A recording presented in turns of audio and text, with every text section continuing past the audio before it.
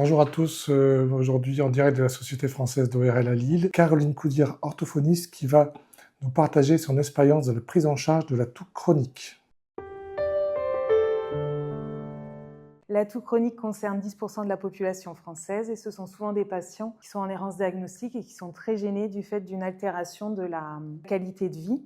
L'orthophonie est une des thérapeutiques qui est le plus reconnue puisqu'il y a des études qui montrent que nous sommes très efficaces et c'est d'ailleurs une thérapeutique recommandée par les sociétés savantes. La prise en charge va être très importante et va être coordonnée avec les différents partenaires que vont être l'ORL et le pneumologue. On va avoir un bilan très poussé pour justement pouvoir co-construire le parcours de soins avec le patient puisqu'on va vraiment s'adapter à sa situation particulière et elle va se dérouler en 4 temps au niveau de la prise en charge.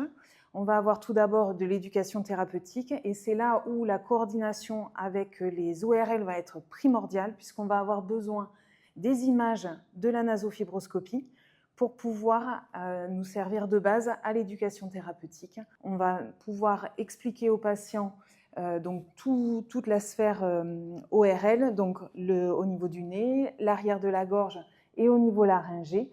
Donc avec la nasofibro, on va pouvoir voir qu'au niveau anatomique, tout semble normal. Et si on peut avoir des images fonctionnelles, on va pouvoir voir l'espace glottique sur la respiration, parfois sur la phonation. Et donc, ça va nous donner des éléments d'indication pour la prise en charge du patient.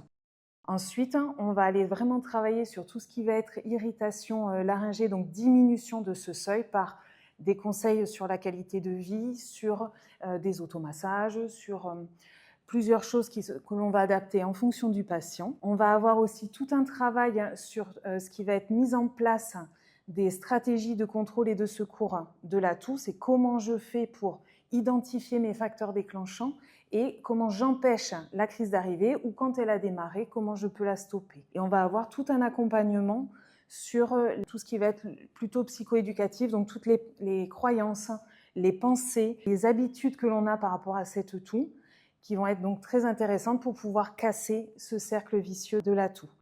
C'est une prise en charge qui est assez exigeante pour le patient, puisqu'il ne faut pas oublier que nous sommes dans une pathologie chronique. Donc, on est dans un cercle un peu quotidien, habituel.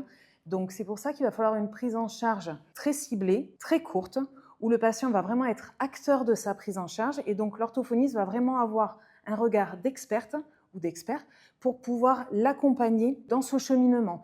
Il faut que le patient soit motivé, qu'il soit convaincu qu'il peut agir sur sa toux. Et donc, c'est là où le rôle de l'orthophoniste va être très important en coordination avec le médecin ORL, le médecin pneumo, puisqu'on va avoir des éléments vraiment sur la pathologie du patient pour pouvoir lui dire sur quoi on ne peut pas agir, mais sur quoi vous pouvez agir. Et donc, c'est ça qui va être réellement le point d'impact de cette prise en charge. Donc, dans la toux chronique, on va vraiment être sur une stratégie gagnant-gagnant, puisqu'on offre au patient une thérapeutique qui n'est pas dangereuse, qui n'est pas invasive, qui va vraiment lui permettre de reprendre le contrôle, de reprendre le pouvoir sur sa toux, sur sa qualité de vie. Donc, il va être engagé sur un processus court qui lui permet de ne pas s'étaler dans le temps, donc de pouvoir conserver ses efforts sur ce laps de temps.